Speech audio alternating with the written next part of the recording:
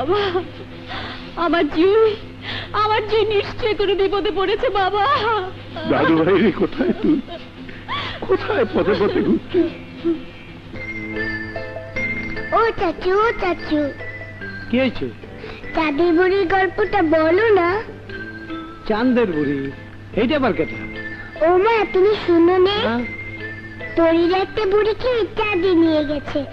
সেখানে বুড়িটা একটা কুঁড়ে ঘরে থাকে। কবে নিয়ে গেছে?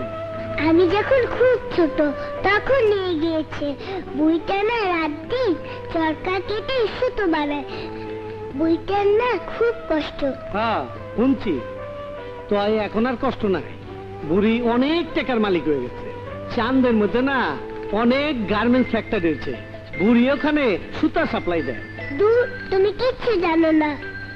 তুমি আমার বিপ্লব চাচুর মতো বানিয়ে বানিয়ে গল্প বলছো। না না, আচ্ছা ওইলো, এখন তুমি ঘুমাও, কাল তোমারে হুরপরির গল্প শোনামনি।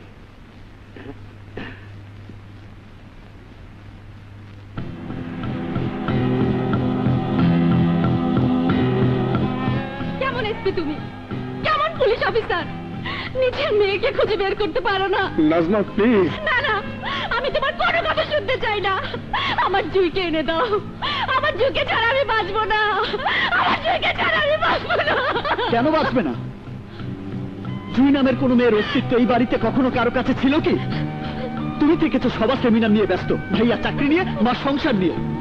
অথচ যে এই সংসারটাকে আলোকিত করেছিল, জুই নামের সেই আলোটাই আজ নিভে গেছে। ওরে বিপ্লব, এভাবে বলিস না, এভাবে বলিস না। মুখটা আমার ফেটে যাচ্ছে। ঠিকই তো বলেছে বিপ্লব। জয়কে আমরা সবাই শাসন করেছি, কেউ আদর দেয়নি। মেয়ে আমার অভিমান করে চলে গেছে। ওরে দাদু ভাই, ফিরে আয়, ফিরে আয়।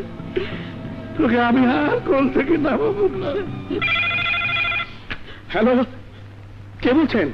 গলা হই না চিনবার পারলে চিনানো এসপি। চিনলা না?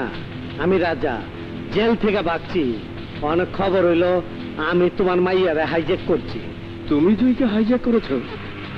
তুমি জয়কে হাইজ্যাক করেছো? কেন করেছো? জয় তো তোমার কোনো ক্ষতি করেনি। তুমি তো করছো, আমার মিথ্যা খুনের দায়ে জেলে পাঠাইছো। আমার বউ বাচ্চা দুয়ারে